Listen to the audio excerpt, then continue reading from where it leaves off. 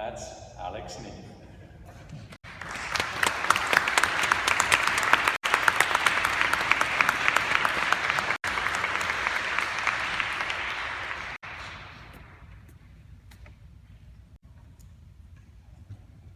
Thank you for recruiting me, James. And good to be with you all this evening, friends, and good to be in this magnificent space of such grandeur.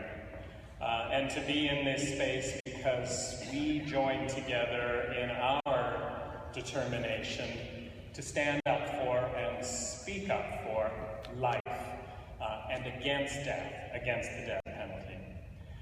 And what an evening of voices and spirit and energy we've already had that take us to that place. Nassim's challenging rhythmic words of justice. Julia and Thomas, your soul-stirring voice and music. Hamid, your strength and your generous spirit. Johnny, your wow. The welcome from the cathedral. And James, your reassurance, your reminders, your recollection and your incredible ability to list off 10 Canadian Prime Ministers in a row without missing a single one.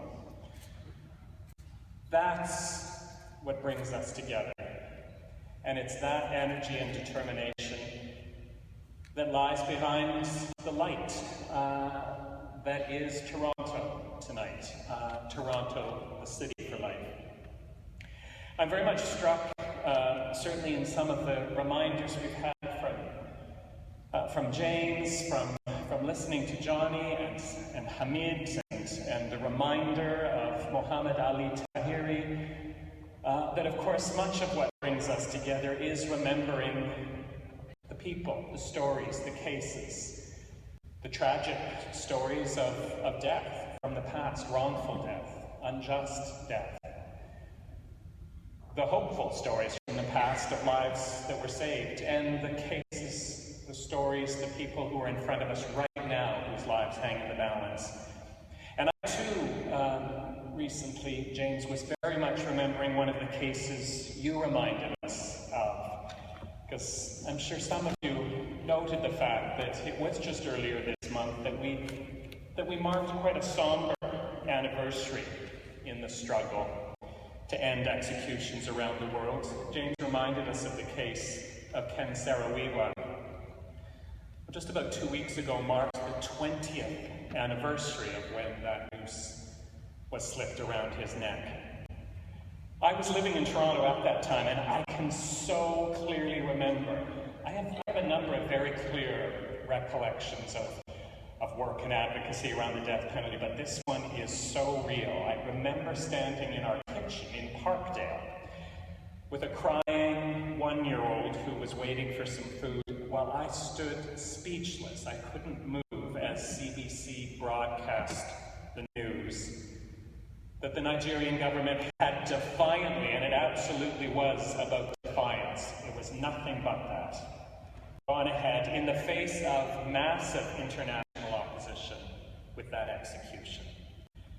And I stood there speechless because I, naive or not, had honestly believed that the pressure had been enough, and that the pressure had been remarkably and impressively universal, and that his life would be spared. And as the chilling truth sunk in, as I realized that the pressure had not been enough, I remember also this strong feeling, this very real feeling in my soul, I could touch it, that our global humanity had been diminished in that moment. And it had. It most certainly had. And I think that happens. We don't always know. It's not always on the CBC News when the execution happens. But every time it does happen, our global humanity is diminished. Ken Saro-Wiwa's execution, of course, represented absolutely everything that is so cruel and arbitrary and wrong about the death penalty. It reminds us that innocents are killed, that state murder happens happens for political reasons, that it is inflicted amidst terrible injustice and unbelievably unfair trials, that it falls most heavily on minorities and others who are marginalized and outcast in society. But what it reminds us above all else is that at the end of the day, all that the death penalty is death. And standing in the kitchen that evening, I pledged to myself that I would hold on to that feeling of diminished humanity, of real awareness of why the death penalty was so wrong. Hold on to it for whenever I found myself in front of a state official, whenever I was in the midst of a hostile debate about killing people as a means of justice, whenever I faced doubt or uncertainty from family and friends. And 2 decades later, I certainly have, as have many of you I know. And it's a struggle that continues, obviously, 20 years later, my friends. That struggle does continue, but there is progress. And I want us to really hold on to both the struggle and the progress. And we see that even in Nigeria itself. The struggle, well, 4 people were executed in Nigeria in 2013. That's the struggle for life and against the death penalty. 600 people were sentenced to death in Nigeria just last year. But here's the progress. Not a single execution in 2014. Not a single execution carried out in 2015. So there's progress. There's progress towards ending executions right around the world, and towards abolishing laws that continue to allow the death penalty. And that progress has, in many respects, really become unstoppable. Not without setbacks, of course, and often heartbreaking setbacks, and by no means anywhere near as fast and immediate as it should be and must be. But I'm confident, and I feel that confidence tonight as we gather together, that the momentum is towards life and away from death. You know, when Amnesty International began shining our candle back in 1961, the death penalty was still very much on the books in our country. The last executions in Canada, in fact, did not occur for another year after that, December the 11th, 1962, and 29-year-old Ronald Turpin and 54-year-old Arthur Lucas were both hanged at the Don Jail in this very city. When Amnesty began back in 1961, there were only 10 countries that had actually officially, legally abolished the death penalty. There were another 28 countries which, while they still had it on the books, had not carried out an execution in years or even decades. So back at our beginnings, 38 countries, that's all, had turned their back on the death penalty. We'll compare that to our most recent figures. In 2014, 173 out of 193 members of the UN were execution-free. That's an astounding figure. Madagascar abolished the death penalty last year. Similar legislation is pending in Benin, in Chad, Fiji, Mongolia, Suriname, Barbados. In February last year, the U.S. state of Washington imposed a moratorium. This year, the states of Nebraska and Connecticut both abolished the death penalty in law. All is not rosy, though. Challenges remain. 55 countries are known to have sentenced to death close to 2,500 people last year. That's fewer countries, but more death sentences than the year before. And note, we do not include China in those figures because no one knows. We know it's thousands, but no one knows the numbers in China. As for the number of actual executions, we recorded executions in 22 countries last year, the same as the year before. A tally of at least 607 people actually put to death last year, and that's a decrease of 20%. Closer to home, 35 people were executed in the United States in 2014. And then, of course, our postcard action tonight is a very stark reminder that we need to continue to stand up vigorously for life. Syahul Izani, arrested over 20 years ago in Malaysia on charges of cannabis possession. Cannabis possession. Sentenced to death, appeals exhausted, looking for clemency. His life hangs in the balance. He's facing death for cannabis possession. In our country, we're on the brink of making that lawful. Please be sure to sign the postcards that we've been distributing, calling for his life to be spared. Increasingly, we are faced with the bulk of death sentences and executions now being carried out in the most defiant and impervious countries, what I think of as the death penalty hardliners. And that's China, that's Saudi Arabia, it's Iran, it's Iraq, and it's some US states. Today, we wait with agonized bated breath in the face of Saudi announcements that a group of 50 individuals in Saudi Arabia are slated to be executed any day now, and are slated to be executed all on the same day, in a single day. That's a reminder of the death penalty hardliners. We've been reminded about the need to stand with, in solidarity with the family of Mohammed Ali Tahari in Iran. That's a reminder of the death penalty hardliners. I want us to turn our thoughts as well, though, to Canada, as James just reminded us. Of course, it's over a half a century since the last execution on our soil. So why do I even need to bring Canada up? Why worry? What could there be to fret about and improve when it comes to our country and the death penalty? Well, no executions at home, but over the past decade, our resolute Canadian status as a strong voice for abolition on the world stage has, I'll be generous, wobbled a bit. Become tentative and inconsistent at best, and unprincipled at worst. And I want you all to leave here tonight with an urgent sense both of how deeply troubling it has been to see Canada standing as a champion of abolition, not just a fan of abolition, a true champion of abolition, diminished so much in recent years. But also with a true sense of optimism that political change in Canada has brought us a tremendous opportunity with Prime Minister number 11, was that the count? To once again find our voice as a country that consistently, firmly, passionately, resolutely stands against the death penalty and does so always and everywhere. James reminded us back in 2007 when the government announced the reversal.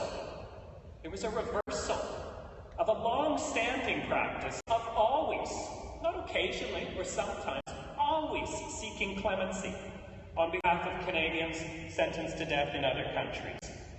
And it arose, of course, in the case of Ronald Smith on death row in Montana. It was a change that was announced not in the House of Commons. There might have been a bit of accountability there. It was announced through press interviews, media scrums.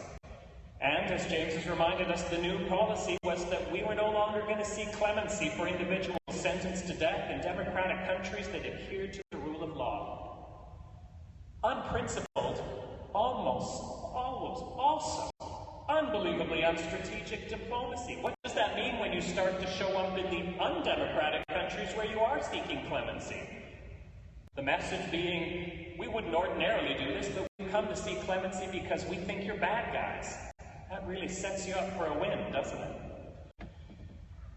It took a court challenge to force the government to back down in Ron Smith's case. And as a result, the government did eventually make a clemency submission, but began that submission by stating, "Dear Governor, we are seeking clemency on behalf of Ronald Smith because a court has ordered us to do so." Hardly the stuff of a convincing, heartfelt plea. New policy guidelines have now been since drawn up, which make it clear that Canadians can no longer be certain that their government will be there for them if they are sentenced to death abroad. You have to make an application if you want your government to seek clemency. Requests will be assessed on a case-by-case basis, and it is made very clear that it may happen, it may not. Not at all a convincing commitment to death penalty abolition, this possibility that we may abandon our own to foreign executioners. Now is the time for a new policy, and it need be no more complicated than this. When a Canadian is sentenced to death abroad, the Canadian government will spare no effort to save his or her life. And a very good start would be an updated clemency submission for Ron Smith that sounds like we really mean it. That same year, back in 2007, the world was faced for the very first time with a historic UN resolution calling for a global moratorium on executions. And once again, friends, and I know many of you know this, Canada deeply disappointed. And that disappointment only deepened when the resolution was back in front of the UN in 2008, 2010, 2012, 2014. That resolution was a risky initiative, especially the first time out in 2007. No one had a good idea about how the votes were going to fall out. And if ever there was a time there for champions, for leadership, this was it. And what was so inspiring and remarkable is that that leadership came from many corners, some unexpected, but it did not come from Ottawa. While we did vote for the resolutions, and they did carry every time, Canada refused to co-sponsor every single year. In the UN system, co-sponsorship is when you sign up for the resolution before the vote, when you let yourself be counted before all the votes are in and say to the world, we're here because we really mean it. We were the only firmly abolitionist country in the world, every single one of those years, that refused to co-sponsor. The world has noticed that. States have been scratching their heads. I've been asked many times by ambassadors. And just what is Canada's stance on the death penalty? Well, this important resolution won't come back before the UN until this time next year, actually. So we've got a year to get ready at last to fully stand with our allies and the dozens and dozens. There's 96 countries that co-sponsor that. The dozens and dozens of countries that want executions to end around the world. These past years have also essentially seen an end to death penalty diplomacy on Canada's part. When approached by Amnesty, other activists, when approached by other governments seeking Canada's help in trying to save the lives of their own nationals sentenced to death somewhere in the world, approached with a simple request. This person, or sometimes this group of people, are about to be executed in this country. Please speak out. Please press for their lives to be saved. Please stand up for life and against death. And what we have heard consistently year after year over these past several years in response to that simple plea for life has been silence. Well, that too can and must change now. I know it can and I know it must, and I am confident that it will. But it will need a nudge. It'll need a nudge from you. It'll need a nudge from all of us. And that means we do need to remain vigilant, friends, even though I think we're moving into a more hopeful time here in Canada. And certainly globally, support for the death penalty continues to decline almost everywhere. Pressure to abolish it grows almost everywhere. Recognition of the many ways that the death penalty is an assault to a wide range of human rights deepens, and it's pressure from ordinary women, men, and young people that has been behind all of that progress. But we aren't there yet. We're acutely aware of that as our hearts and minds, but also our determined activism go out tonight to Shahrul Izani in Malaysia, Mohammed Tahiri in Iran, Let's take that commitment out into the light that will shine on this cathedral's glorious steeple in a few moments. A light that says yes to life and no to death. A light that will be shining around the world as we join the hundreds and hundreds of other cities for life. A light that makes it so very clear that there is no excuse when the state kills. The death penalty does not fight crime, it kills. It does not curb the drug trade, it kills. It does not prevent terrorism, it kills. That is the light that we know and that we can and that we will shine bright from this city for life, Toronto. Thank you very much.